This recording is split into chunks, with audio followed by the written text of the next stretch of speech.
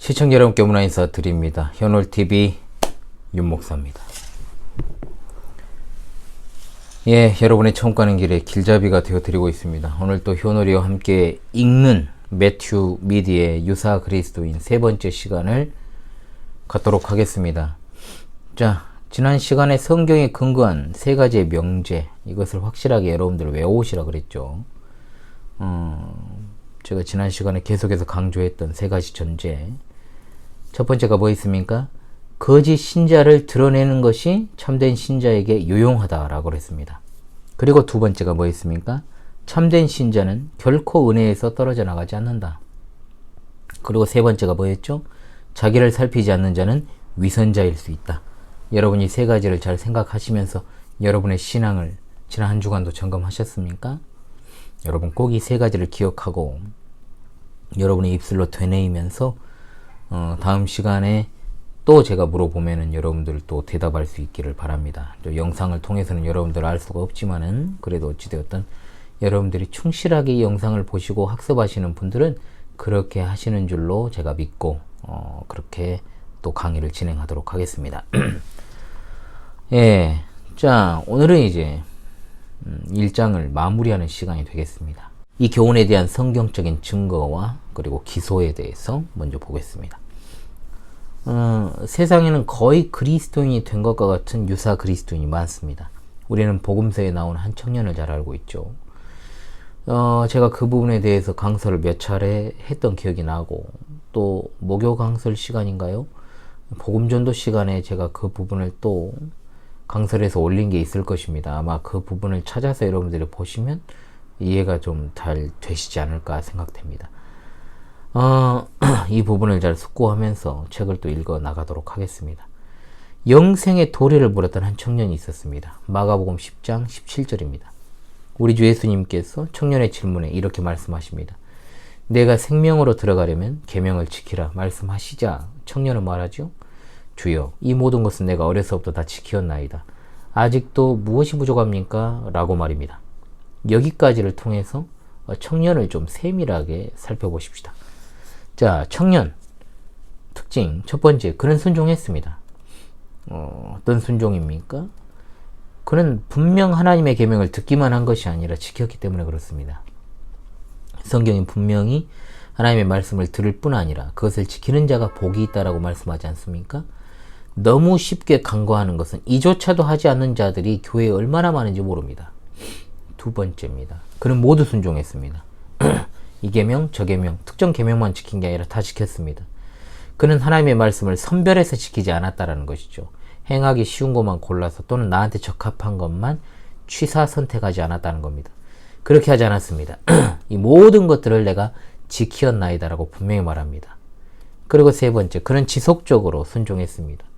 그러니까 어쩔 때 필이 좀 받을 때 열정적으로 좀 할 때 물 들어올 때 너 젖고 그냥 말아버리는 것이 아니라 반짝한 게 아니라는 겁니다. 지속적으로 그 물을 지켰습니다. 쉬어 없어지는 그냥 이슬 같은 것이 아니었습니다. 아침에 피었다가 저녁에 지고 마는 나팔꽃 같은 신앙 아니었습니다. 이 모든 것들을 제가 어려서부터 다 지키었다라고 분명히 말합니다. 그리고 네 번째, 그는 더 알고 싶고 행하고 싶은 열망을 예수님께 고백했습니다. 그는 순종하는 것에 있어 부족한 것을 완전하게 하려고 그리스도께 나와서 행할 것을 자신에게 가르쳐달라고 했습니다. 선생님, 제가 아직도 무엇이 부족합니까? 여기까지 결론. 자, 이 사람은 선한 사람입니까? 악한 사람입니까? 100% 선하다라고 생각되지 않습니까? 정말로 안타까운 것은 여기까지 도달한 사람도 현실에서는 굉장히 적다는 겁니다. 그러나 그가 얼마나 나아갔든지 간에 그것은 결코 충분히 나아간 것은 아니었습니다. 그는 단지 지난 시간에도 계속 나왔던 존재, 거의 그리스도인이 되었을 뿐입니다. 그는 불건전한 위선자입니다. 그는 끝까지 그리스도를 위했다라고 말합니다. 그러나 그는 자기 정욕에 붙들려 있었습니다. 이 청년은 자기의 행위로서 예수님께 자신의 선함을 공증받고 싶어 했지만 예수님께서는 그의 실체, 속내를 완전하게 드러내심으로 그가 유사 그리스도인이라는 사실을 들춰내셨습니다. 이것이 지금 우리가 유사 그리스도인이라고 하는 교훈이 진실이라는 완벽한 증거 중 하나가 되는 겁니다. 두 번째가 나옵니다. 등불을 준비하던 10처녀 중 어리석은 다섯 처녀입니다.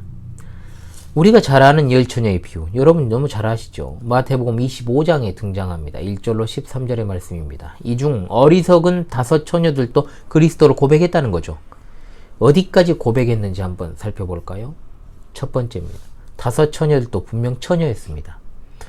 자, 그것이 뭐 대단한 일입니까? 하시는 분이 있습니까? 자, 처녀라는 말은 굉장히 중요합니다. 구약이나 신약에서도 그리스도의 성도들은 처녀라고 일컬어집니다. 아가서는 그리스도와 교회 그리고 성도의 관계라고 분명하게 우리가 살펴보고 있습니다. 거기서도 신부는 처녀입니다. 요한계시록에서도 어린 양과 함께 서 있는 14만 4천 구원받은 무리의 총수를 가리켜서 처녀라고 부르고 있습니다. 그들은 베드로후서 1장 4절의 말씀과도 같이 정욕 때문에 세상에서 썩어질 것으로 자신을 더럽히지 않았기 때문에 처녀라고 불립니다. 이와 같이 여기 다섯 사람은 처녀, 즉 신자였다는 겁니다. 두 번째, 다섯 처녀들도 등불을 들고 있었습니다. 즉 그녀들은 그리스도에 대한 신앙을 고백했다는 뜻입니다. 그리고 세 번째, 다섯 처녀들도 등불에 기름 가지고 있었습니다. 그녀들은 하나님의 선택에 대한 믿음은 아니지만 어느 정도의 확신과 믿음을 가지고 있었다는 겁니다. 그래서 그들은 자신들의 신앙을 유지할 수 있었습니다. 즉 등불의 불을 유지할 수 있었다는 말입니다. 네 번째, 다섯 처녀들도 같습니다. 자, 게으른 신앙 고백이 아닙니다. 그녀들도 의무를 이행했습니다. 규정을 준수했습니다. 많은 명령을 따랐습니다. 일면 진보도 했습니다. 왜? 그녀들도 신랑을 맞으러 나갔기 때문에 그렇습니다. 다섯 번째, 다섯 처녀들도 나아갔습니다. 이 말은 그녀들이 많은 것을 뒤에 남겨두고 나아갔다는 말입니다. 이것은 분명히 그녀들이 세상과 분리되었다는 사실을 알려줍니다. 여섯 번째, 다섯 처녀들도 슬기로운 처녀들과 함께 갔습니다. 즉 섞여 있었다라는 뜻입니다. 즉 그리스도의 동료들의 동료, 즉 교회의 신자였다라는 뜻입니다. 일곱 번째, 다섯 처녀들도 신랑을 맞으러 나갔습니다. 이것은 그녀들이 그리스도를 소유하고 찾고 있다라는 것을 보여줍니다. 여덟 번째, 다섯 처녀들도 신랑이 온다는 소리를 듣고 다 일어나 등을 준비했다라고 분명히 말하고 있습니다. 그녀들은 이제 신랑과 함께 그 자리에 가기를 바라며 더욱 간절하게 그리스도를 고백했습니다. 아홉 번째, 다섯 처녀들도 참된 은혜를 구했습니다. 여기 다섯 처녀들은 시종일관 적절하게 진정으로 건전하고 때를 맞춘 듯 은혜를 열망했다는 거죠. 왜 이 처녀들에게 은혜에 대한 열망이 있었다고 말할 수 있습니까? 너희 기름을 좀 나눠주라고 했기 때문에 그렇습니다. 그건 분명 은혜에 대한 열망입니다. 그러나 그것은 은혜에 대한 참된 열망은 될 수 없었습니다. 왜냐? 그 시기가 적절하지 않았기 때문입니다. 시기가 적절하지 않았기 때문에 불신앙적인 것입니다. 너무 늦은 열망입니다. 그녀들의 어리석음은 등불은 준비했지만 기름은 준비하지 않은 것에 있습니다. 그녀들이 구한 것은 그리스도께서 오셨을 때입니다. 그리스도께서 이미 오셨다면 은혜를 구하기에는 이미 늦은 것입니다. 사랑하는 이들이시여, 뼈아프게 듣기를 바랍니다. 여러분 주위에도 많이 계시죠? 그녀들은 신앙을 고백할 때 은혜를 구해야 했습니다. 왜냐하면 신랑이 오실 때 은혜를 구하는 것은 너무 늦기 때문입니다. 그러므로 문이 닫혀버렸습니다. 그녀들은 문 밖에서 주여, 주여 우리에게 열어주소서 부르짖습니다. 그러나 주님은 말씀하시기를 내가 너희를 알지 못하노라고 말하십니다. 여러분은 지금 성경을 통해서 미련한 다섯 처녀들이 예수 그리스도에 대한 신앙을 고백하며 얼마나 나아갔고 신랑이 올 때까지 얼마나 오랫동안 신앙을 지속했는지를 봤습니다. 그녀들은 천국문 바로 앞까지 갔습니다. 그리고 거기에서 소돔 사람과 같이 멸망하고 말았습니다. 미련한 다섯 처녀들은 거의 그리스도인이었지만 단지 유사 그리스도인이었던 것입니다. 거의 구원을 받을 뻔했지만 멸망하고 말았습니다. 분명히 그리스도에 대한 복음을 고백했고 여전히 고백하는 여러분이시오. 서서 두려워 떠십시오. 우리보다 더 나아갔던 사람들이 천국에 미치지 못했다면 그들에게도 미치지 못하는 우리는 어떻게 될까요? 진짜 무서운 생각을 해야 된다는 거죠. 구원을 당연히 여기는 풍토, 그만큼 성도의 열매 없는 성화 생활에 악영향을 끼쳤습니다. 복음은 시종유일하게 좁은 문을 따라 좁은 길로 갑니다. 처녀이던 그들이 그리스도를 고백하던 그들이 자신의 고백에 대해 어느 정도 믿음도 있던 그들이 대단한 것은 아니지만 믿음의 열매도 맺었던 그들이, 그리스도를 찾는 다른 사람들보다 뛰어났던 그들이 자신의 신앙 고백을 향상시키며 자신의 그 고백에 맞게 연단하던 그들이, 은혜를 구하던 그들이 한낱 유사 그리스도인이었다 하면 우리의 정체는 도대체 무엇일까요? 세 번째, 위선에 열심이었던 백성들의 애가 있습니다. 사실 이상의 두 가지 성경의 증거로도 충분하다라고 여겨집니다만 결정타를 날리기 위해서 세 번째 성경의 증거를 제시합니다. 이사야 58장 2절에서 하나님께서 자기 백성에게 말씀하신 것을 주목합시다. 하나님께서는 선택된 백성의 특성으로 매우 높은 기준을 주셨습니다. 그들이 날마다 나를 찾아 나의 길 알기를 즐거워함이 마치 공의를 행하여 그의 하나님의 규례를 저버리지 아니하는 나라 같아서 의로운 판단을 내게 구하며 하나님과 가까이 하기를 즐거워하는도다. 아멘. 와, 그들이 얼마나 멀리까지 갔는지를 보십시오. 그 다음에 이어지는 말씀에서 그들에 대해서 하나님이 부패하고 불건전하다 말씀하지 않았다 하면 그들은 당연히 존귀한 자리에 앉았을 것입니다. 자세히 봐야 됩니다. 첫 번째, 그들은 분명 하나님을 찾습니다. 하나님을 찾는 것은 성도의 특징입니다. 참된 성도는 하나님을 찾는 자입니다. 시편 24편 6절이 그것을 증언합니다. 여러분은 하나님을 찾습니까? 더 살펴봅시다. 두 번째, 그들은 하나님을 매일 찾습니다. 이것은 매일 끊임없이 부지런히 찾는다는 뜻입니다. 날이면 날마다 하나님을 찾는다는 말입니다. 때때로 생각날 때 갑작스럽게 가뭄에 콩나듯이 아니라 또는 많은 사람들이 그런 것처럼 자기 어려울 때만 하나님 찾는 게 아닙니다. 많은 사람들은 일반적으로 하나님께서 찾아오시면 하나님을 찾습니다. 하나님이 찾아오시기 전에 찾지 않습니다. 이 말은 뭔 말이냐? 광풍이 몰아치면 배를 조종하는 선원들이 그때서야 하나님을 찾는다는 말입니다. 우리도 마찬가지 아닙니까? 사람은 자기가 해결할 수 있다라고 생각하면 하나님께 나아가지 않습니다. 물론 이것은 분명 그리스도인이라 부르는 사람들의 모습을 나타내는 것이지 믿지 않는 자들을 부르시는 하나님의 음성을 말하는 것이 아닙니다.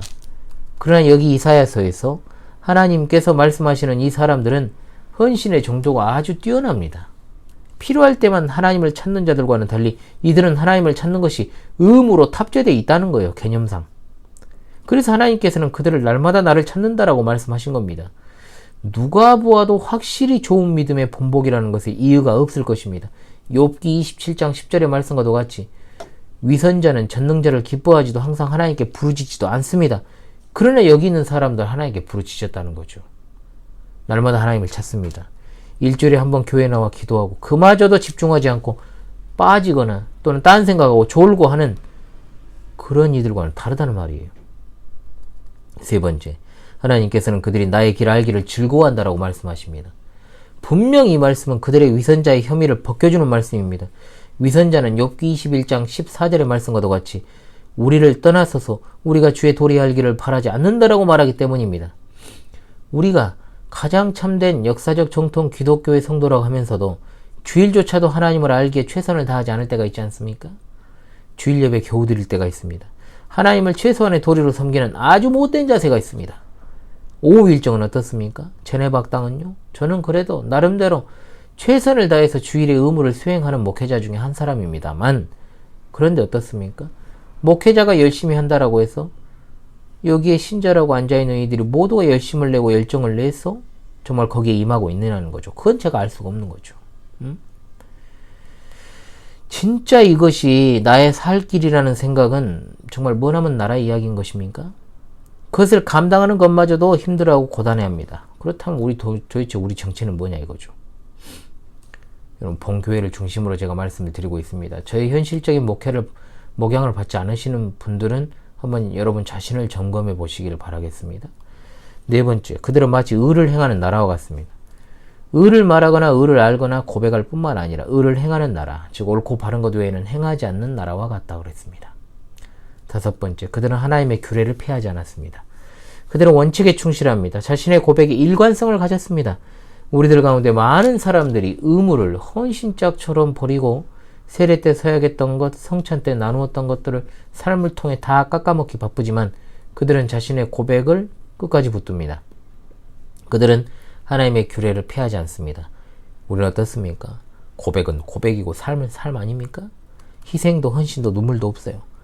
나의 것을 지키기 위해서는, 나의 이득을 위해서는 물불을 안 가리지만 하나님의 규례를 지키는 것에 있어서는 참으로 관용적이고 이상하게 타협적인 사람이 되어버립니다. 그러면서도 내가 예수님을 믿었으니 구원받았다고 말하죠. 얼마나 끔찍합니까? 6번째, 의의 판단을 내게 구하며라고 하나님께서 말씀하십니다. 그들은 자신의 뜻을 선악의 기준으로 삼지 않았고 오로지 하나님의 인도와 조언을 구합니다. 7번째, 하나님과 가까이 하기를 즐거워합니다. 확실히 그들은 위선자가 아닙니다. 위선자는 하나님을 즐거워할 수 없습니다. 사람의 정서는 성령의 사람이 되기 전에는 전혀 영적인 일에 관심이 없습니다. 그러므로 위선자들은 하나님을 정서적으로 즉 내면 깊은 곳으로부터 기뻐할 수 없습니다. 그러나 이 사람들은 하나님과 가까이 하기를 즐거워하는 사람들입니다. 8번째, 그들은 금식을 많이 하는 사람들입니다. 은혜 안에서 강한 사람들인 것은 분명합니다. 그러나 중요한 것은 결론적으로 그것은 실제적인 것에 있어서 위선자들보다 더 나은 것이 없었습니다. 그들은 상당한 진보를 보였고 외면상, 외견상 많이 나아갔습니다. 그러나 충분히 나아간 것은 아닙니다. 그들은 결국 하나님께 버림받았기 때문입니다. 얼마나 놀랍습니까, 여러분? 자, 1강을 좀 마무리하겠습니다. 지금까지 성경의 증거를 통해서 교회 안에 많은 사람들이 단지 거의 그리스도인이 된 것에 불과하다는 것에 대한 진실성이 입증되었다고 봅니다. 자, 이 강에서는 좀 더 구체적으로 우리 신앙생활로 이제 파고들어서요. 사람이 신앙에 있어 얼마나 멀리 나아갔든지, 어느 정도 성취를 했든지, 얼마나 외적으로 훌륭하고 특별한 진보가 있었든지 상관없이 유사 그리스도인에 불과할 수 있다는 사실을 매튜 미드 목사의 책을 통해서 우리가 살펴볼 것입니다. 그리고 왜 그렇게 멀리 나아갔으면서도 참된 그리스도인이 되지 못한 채 겉돌다 끝나게 되는가 하는 원인이 무엇인지를 살피도록 하겠습니다. 그리고 그 다음에는 신앙을 고백하는 유사 그리스도인이 거의 그리스도인이 될 뻔한 지점까지 갔으면서도 더 이상 나아가지 못하는 이유가 뭔지를 또 살펴보도록 하겠습니다. 자, 우리 사랑하는 시청자 성도들이 끝까지 집중해서 여러분 자신의 신앙을 검증하고 시험하고 확증할 수 있기를 바랄 뿐입니다. 자, 1강을 오늘 마무리하는 시간이니까요. 기도하면서 1강을 마치도록 하겠습니다. 하나님 아버지, 귀한 말씀의 증거들을 통해서 우리의 신앙이 겉돌다 끝나는 형식적이고 위선적인 모습들이 얼마나 많은지를 깨닫게 되었습니다. 깨닫는데 그치지 않게 하시고 실제적 변화가 있게 하옵소서. 오로지 성령께서 그 사랑하는 백성을 선한 길로 인도하시는 줄을 믿습니다. 이 인간 목자는 아무것도 모르는 바보입니다.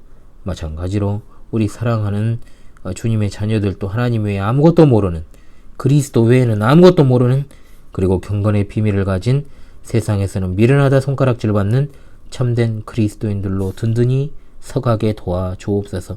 연약한 자들의 심령을 지켜주시고 더욱 굳건해지는 계기가 되게 하시며 변화하지 못하면서도 구원을 확신하는 자기 위로의 확신을 가진 자는 철저하게 깨트려 주셔서 바른 신앙인으로 변화되게 하시며 선줄로 생각한 자 다시금 자신을 돌아보고 시험하고 검증하고 확신하여 말이 아니라 하나님의 능력으로 살아가는 자들이 다 되게 하여 주시옵소서. 우리 주 예수님의 이름으로 기도합니다. 아멘. 예, 1강을 이렇게 마치고요. 여러분도 꼭 1강 전체적으로 책을 한번 읽어보시고 2강 수업 들어가기 전에 2장도 꼭 여러분들 읽어보시면서 함께 하실 수 있기를 바라겠습니다. 여러분 이번 시간도 수고하셨습니다. 현오리와 함께 읽는 매튜 미드 목사의 유사 그리스도인 세 번째 시간을 마치도록 하겠습니다. 수고하셨습니다.